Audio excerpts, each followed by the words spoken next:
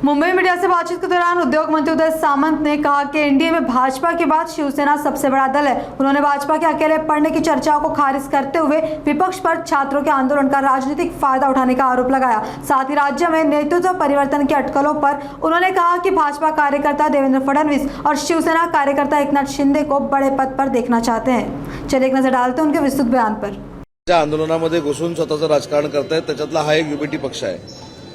त्याच्यामुळे ज्यांना महाराष्ट्रानं नाकारलंय, महाराष्ट्राच्या जनतेनं नाकारलंय, आमदारकीला नाकारलंय, जिल्हा परिषद पंचायत समितीला नाकारलंय, नगरपालिकेला नाकारलंय, महानगरपालिकेला नाकारलंय, त्यांना कुठेतरी असा विश्वास असा वाटतोय की विद्यार्थ्यांच्या आंदोलनामध्ये आम्ही जर सामील झालो तर मतदार पुन्हा एकदा स्वीकारतील म्हणून केलेला हा केविलवाणा प्रकार आहे।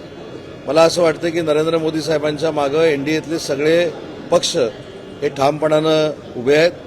त्यातला एक मोठा पक्ष शिवसेना आहे आणि शिवसेना पक्षाच्या वतीनं आमचे मुख्य नेते एकनाथ शिंदे साहेबांनी कशा पद्धतीनं आम्ही नरेंद्र मोदी साहेबांच्या मागे उभा आहोत हे स्वतः त्यांनी सांगितलेलं आहे तुम्हाला।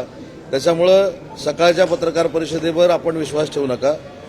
काही लोक स्वतःचं अस्तित्व जे संपलेलं आहे ते ह्या आंदोलनातनं टिकवण्याचा प्रयत्न करतायत। जे काय घडलं हे विद्यार्थ्यांसाठी घडलेलं आहे, विद्यार्थ्यांच्या मानसिकतेचा विचार करून केंद्र शासनाने निर्णय घेतलेला आहे। परंतु या सगळ्या गोष्टीवर आपणच त्याचे तारणार आहोत विद्यार्थ्यांचे, अशा पद्धतीची भूमिका काही लोक मांडतायत, त्यातला हा प्रकार आहे। आणि अजून एक मी आपल्याला महत्त्वाची गोष्ट सांगतो की ज्यावेळी हे आंदोलन संपलं त्यावेळी आंदोलनाच्या बाबतीतला निर्णय विद्यार्थ्यांनी जो घेतला होता त्यामुळे आंदोलन घडलं होतं।